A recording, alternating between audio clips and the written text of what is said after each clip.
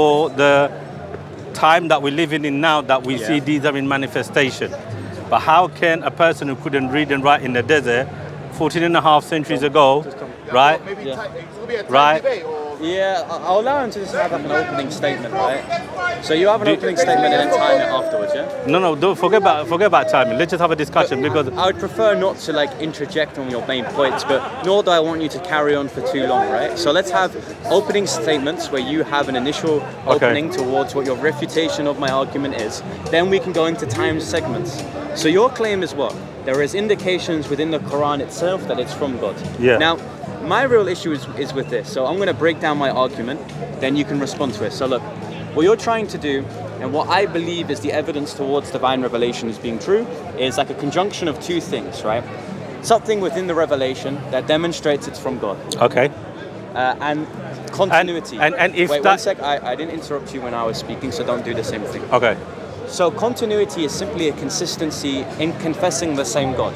So you claim a prophetic tradition coming from Adam, Abraham, Moses, Isa, and Muhammad.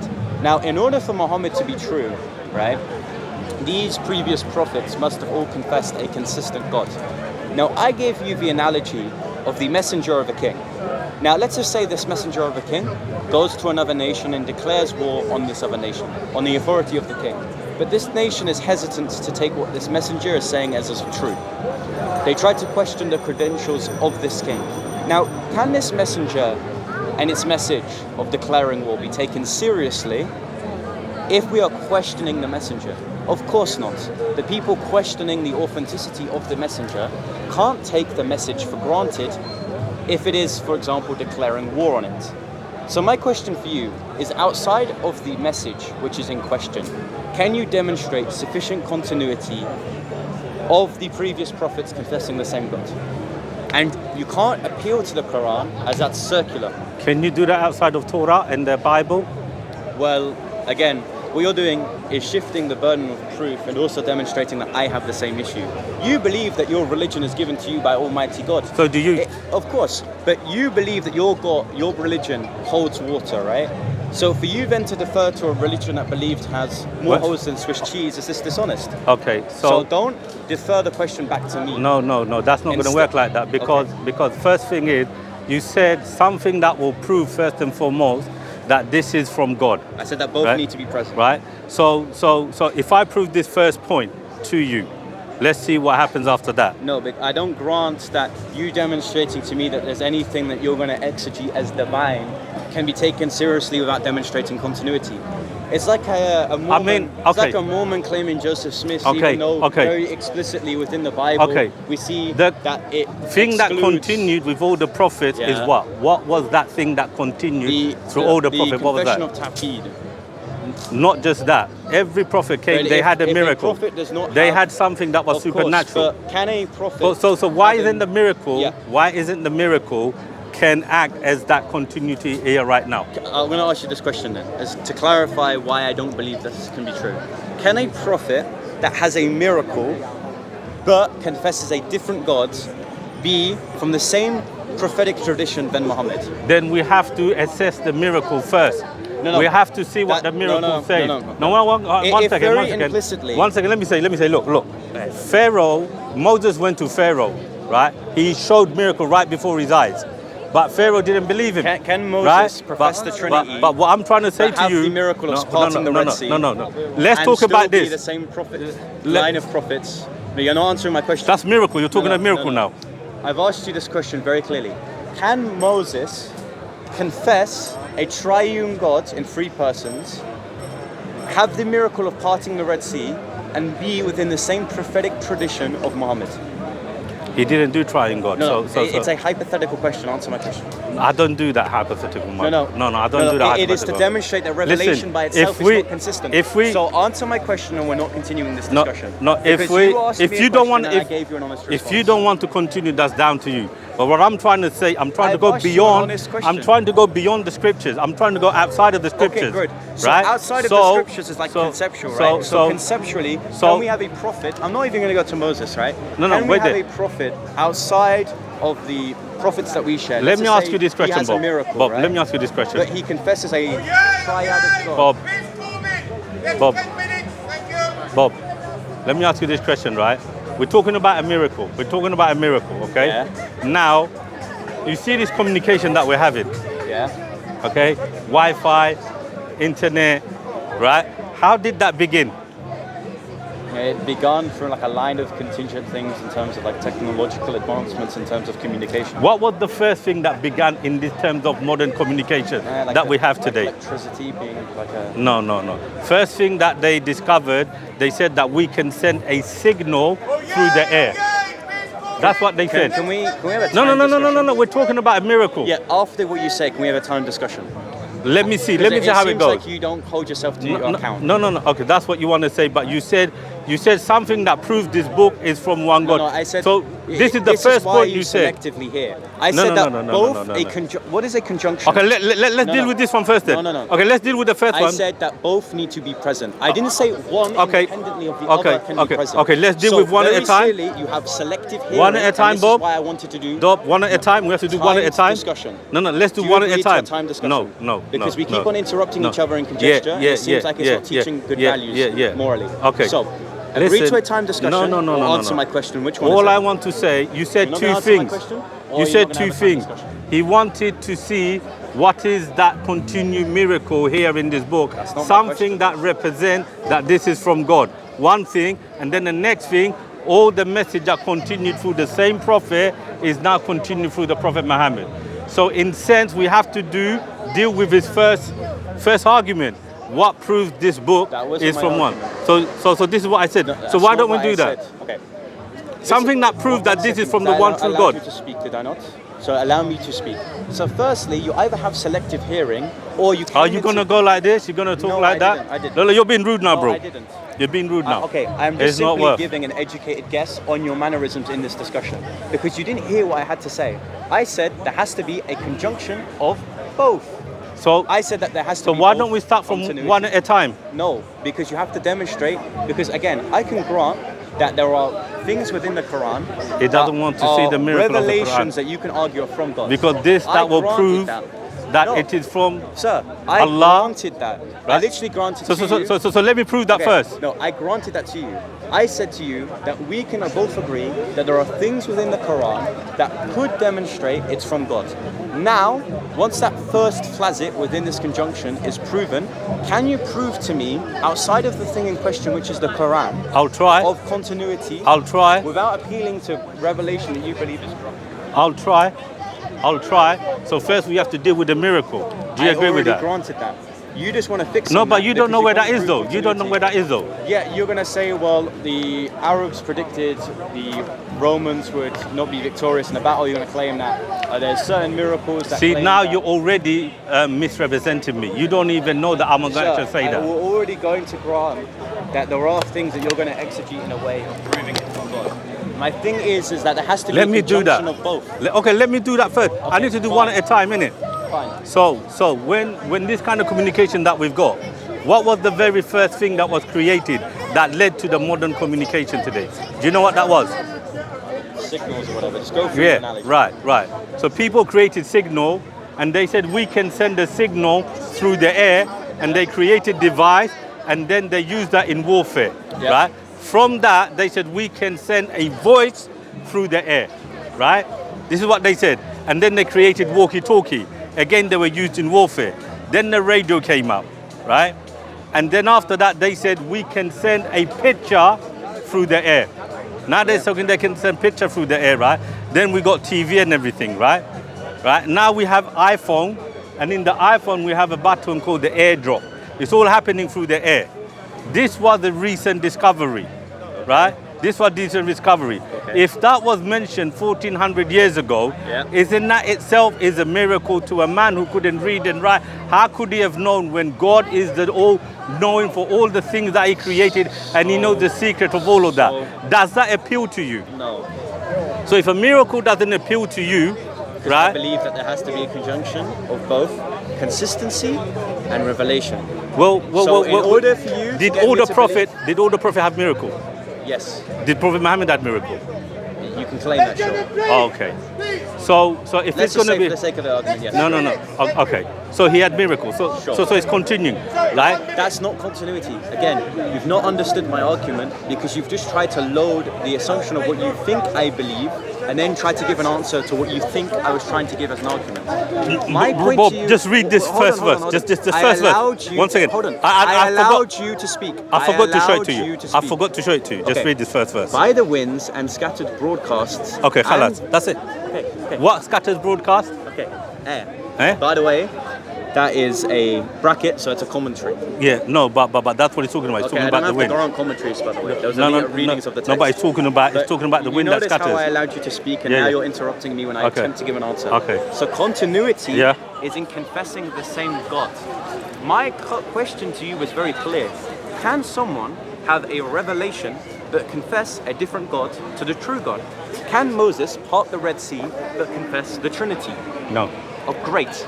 So, in order for Muhammad to be a true prophet, he must have continuity in confessing Allah with the previous prophets. That's what we believe. And have revelation. The question to you is this: outside of the Quran, which is in question, can you demonstrate continuity? But can you do that from outside the Bible and the Torah? It's the same question. It's a question on my paradigm. It's a question on yours. But it's the same thing. Be sincere. Well, firstly, if you can't do it, the Bible is a corpus, right? It's more than one book. It's a collection of, for what I believe, 76 books. So I can appeal to one book, then to another. I can appeal to the Torah and then to the Tanakh, which are not each other, and that they're consistent in preaching the same God. But the question is to you, not to me. No, but that's like. The question is to you, not to me. So outside of the Quran, demonstrate continuity. I mean, how can I demonstrate to you outside of the Quran when the knowledge actually comes from the book? What is it that you're looking for? I'm looking for... Because we are people of the book. Muhammad makes a certain claim that he confesses the same God from the time of Adam. Prove to me that these people confess that God. Well, then you look into my book. No, because the Quran is in question when we talk about... Yeah, but then how am I supposed to do it? That's the point of the argument. We have no epistemic access to the previous revelation, right? Which therefore means that I have no real reason to take Muhammad as a true prophet. But then you have no any information in your book where the God has always been one and is one and always going to be one. Okay, that's a problem for me. But if you want to shake my hands and saying that we're both messed up in terms of trying to... We're not messed up. I don't then like, great. You got your belief, and I got my belief. So and now end of the day, you want to go to some towards of like religious ecumenism. Listen, Bob. End of the day, you got your belief, I got my belief. We have a dispute. This dispute ain't going to end here. In the Quran, it's clear. So can you demonstrate Muhammad as a true prophet from continuity? I just showed you a miracle. That's not the case I'm trying to make. Look, you can try to exegete the Quran in any way that you want. Personally, I think any claim you're talking about outside of the Quran, though. Be from the fallacy of composition. You're talking about outside of the Quran. But for you, my issue is that you can't, outside of the Quran, demonstrate that Muhammad is in You can't do the same outside of your book either. Okay, and apparently, according to you, my religion has more holes than Swiss cheese. So, according to you, the same evidence for why my position is true is the same evidence for why the religion given to you by God is also true. So, congratulations. So there's two truths now, yeah? No, what I am saying is that you're trying to enforce a degree of evidence from God, from the same degree of evidence that a religion that has corruption. To answer him a question now he's from talking to outside someone of else my that book. isn't me, which means he can't have a structured discussion. How can he ask me that when he can't do the same? Understand what you're saying. Have you don't some make the same courtesy. criteria. Understand your point. Yeah. I'm saying to him... He understands what I'm saying. No. So my point is look, let's just say, I use this analogy of the messenger of a king, right?